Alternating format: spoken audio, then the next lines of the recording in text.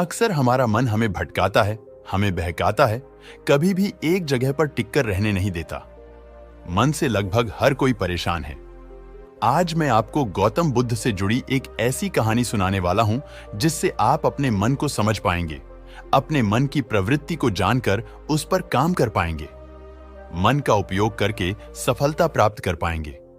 यह बात तब की है जब महात्मा बुद्ध अपने शिष्यों के साथ ध्यान की कक्षा ले रहे थे।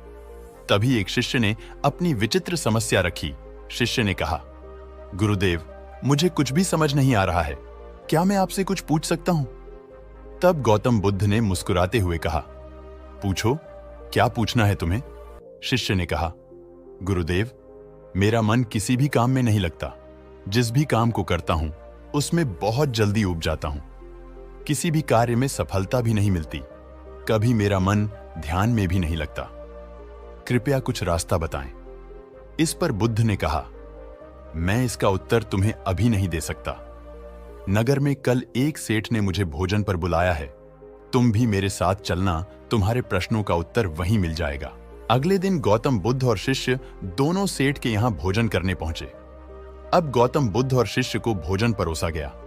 तभी गौतम बुद्ध ने कहा, सेठ जी, हम चाहते हैं कि आप भी हमारे साथ भोजन करें।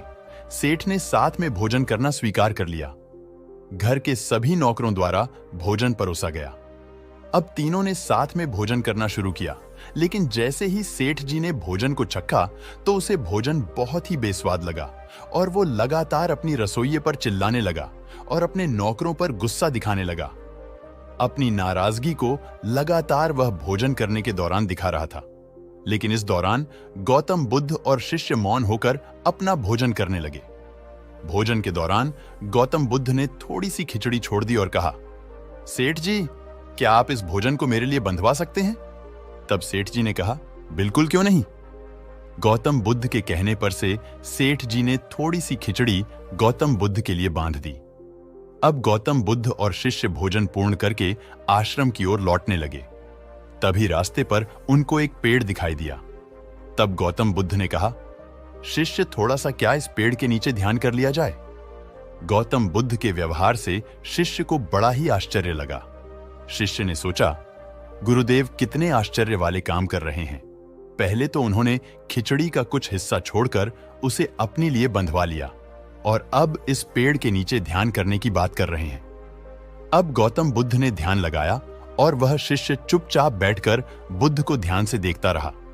कुछ देर बाद वहां एक भिखारी आ पहुंचा।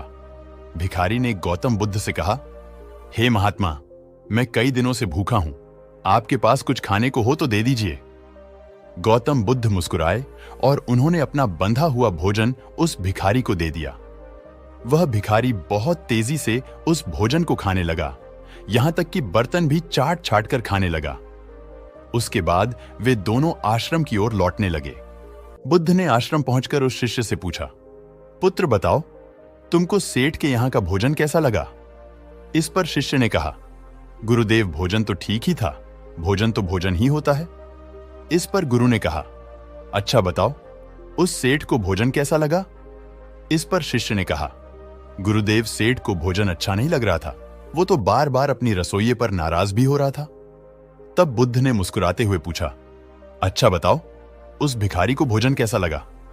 शिष्य ने कहा, गुरुदेव, भिखारी तो भोजन बहुत ही चाव से खा रहा था, रस ले लेकर खा रहा था। तब बुद्ध ने कहा, यही तो मैं तुमको सिखाना चाह रहा था।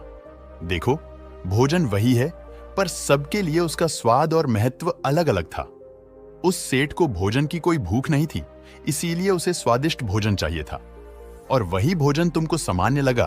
तुमने कहा, भोजन तो भोजन होता है। लेकिन जब उस भिखारी को भोजन मिला तो वह बड़े चाव से खा रहा था, बड़ा ही रस ले लेकर खा रहा था। यहां तक कि तुमने देखा होगा कि भिखारी बर्तन को चाट चाट कर भोजन खा रहा था। बुद्ध ने कहा, मेरी बातों को ध्यान से सुनो और समझो। हमारा मन तो सिर्फ हमको भटकाता है, उसका तो काम ही व्यक्ति को भटकाना है। लेकिन व्यक्ति को जिस चीज की प्यास अधिक होती है, उसका मन भी वहीं ठहर जाता है और रस लेने लगता है। अपने मन को ध्यान से देखो, ऐसा कौन सा कार्य है जिसको करते समय तुम पूरी दुनिया को भूल जाते हो? तुम्हें भूख, प्यास, नींद, यहां तक कि समय का भी ज्ञान नहीं रहता। यदि तुम्हें ऐसा कोई कार्य मिल जाए और अगर वह कार्य सही है तो उसे बड़ी तल्लीनता से करो। उस पर पूरा अपना मनोयोग लगा दो। जिस कार्य को करने में तुम्हें रस मिलता है, मानकर चलो कि तुम उसी कार्य के लिए बने हुए हो। यदि तुम उस कार्य में सफल हो जाते हो तो तुम्हारा मन एकाग्र होना शुरू हो जाता है और एकाग्र मन से तुम जिस भी काम को करोगे तो सफलता अवश्य ही मिलेगी। अपने पसंद के कार्य को करने से तुम्हारी बौद्धिक क्षमता और मन की एकाग्रता धीरे धीरे विकसित हो जाएगी और तुम इस बौद्धिक क्षमता और मन की एकाग्रता का उपयोग ध्यान करने में लगा सकते हो और तुम पाओगे कि तुम्हारा मन ध्यान में भी लग रहा है।